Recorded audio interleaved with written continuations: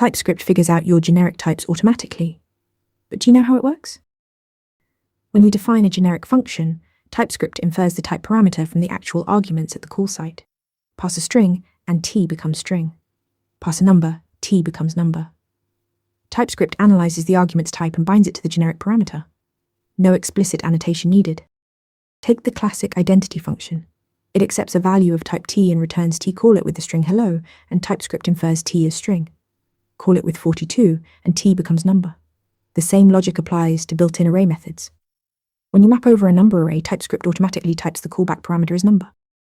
Sometimes you need to take control. You can pass an explicit type argument.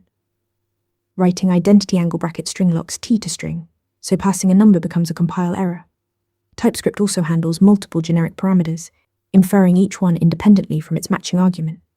But Inference can struggle. Passing null infers t as null. For these cases, default type parameters provide a fallback when Inference can't determine t. Return types are inferred from t2. A function returning t produces a result typed exactly to what t resolves to. No extra annotation needed.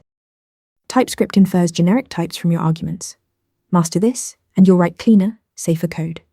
Subscribe for more TypeScript interview prep. Want to nail questions like this in your next interview? Interview Mentor gives you hands-on practice with real questions. Every answer gets a grade with specific, personalized feedback. Track your progress across topics and difficulty levels.